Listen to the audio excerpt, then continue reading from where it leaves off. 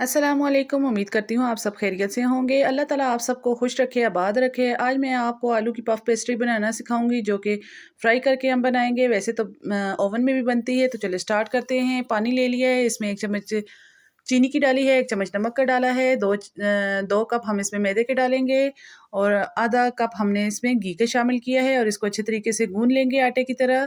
बहुत ज़्यादा सख्त ना हो, बहुत ज़्यादा नरम ना हो। आटा गून के इसको जो है 10 से 15 मिनट के लिए स्टे दे देंगे।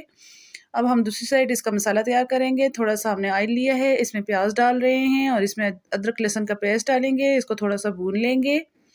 अब इसमें चिली फ्लेक्स डालेंगे, ज़ीरा पाउडर डालेंगे, थोड़ा सा जो है हल्दी डालेंगे और थोड़ा सा खुश्क धनिया कुटा हुआ डाल के इस मसाले को थोड़ी सी देर के लिए हम पका लेंगे। अब इसमें हमने जब ये मसाला पक जाए तो इसमें बॉयल हुए आलू शामिल करेंगे। इसको आपने मैशर की मदद से मैश कर लेना है अच्छे तरीके से। अब हम इसमें जो है थोड़ा सा ज़ीरा डालेंगे और थोड़ा सा गरम मसाला डालेंगे और थोड़ा सा अनारदाना डालेंगे। तो ये इस तरीके से हमने मसाला प्लेट में डाल के रख दिया है ताकि ये ठंडा हो जाए। अब हम आटे को जो है 15 मिनट गुजर चुके हैं। अब इसके हमने बराबर से आटे को कट कर लेना है ताकि इसके बराबर पेड़े बन जाएं। हमने इसके बराबर पेड़े बनाने होंगे और ऊपर खुश्का डस्ट कर लिया है ताकि जो है आपस में जुड़े ना। ये हमने आधा कप घी लिया है, इसमें कॉर्नफ्लावर डालेंगे और थोड़ी सी 2 पिंच या 2 चुटकी हमने इसमें बेकिंग सोडा शामिल करके इस तरह सा लिक्विड सा बना लेना है। और हमने बारी बारी जो है रोटियों को बेल लेना है अच्छे तरीके से।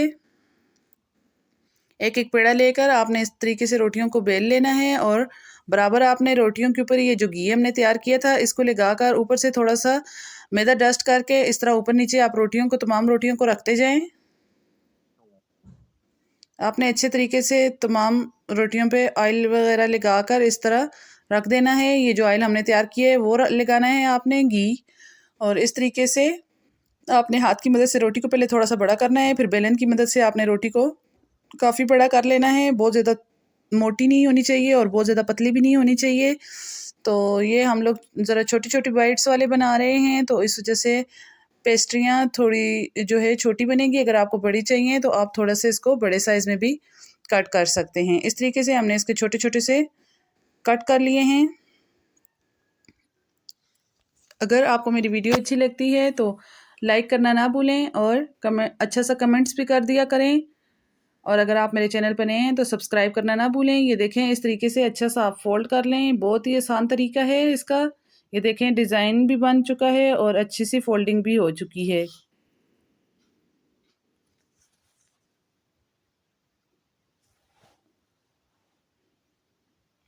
ये देखें इस तरीके से हम सारी जो है पफ पेस्ट्रियाँ तैयार कर लेंगे। अब हम इसको जो है हल्का जो तेल गर्म होता है, बहुत ज़्यादा ऑयल आपका ये घी गर्म नहीं होना चाहिए। हल्की फ्लेम पर हमने इनको जो है फ्राई कर लेना है। ये देखें कितनी ज़बरदस्त हमारी पफ पेस्ट्रियाँ तैयार हुई हैं।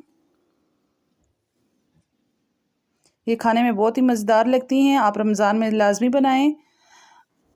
इस तरह की यूनिक रेसिपी बनाया करें और सबसे शाबाश वसूल किया करें। ऐसी न्यू रेसिपी देखकर जब अच्छी बनती हैं आपसे भी तो आपका भी दिल खुश हो जाता है और खाने वालों की भी जो है हाथ नहीं रुकते। इसको बड़े और छोटे सभी शौक से खाते हैं।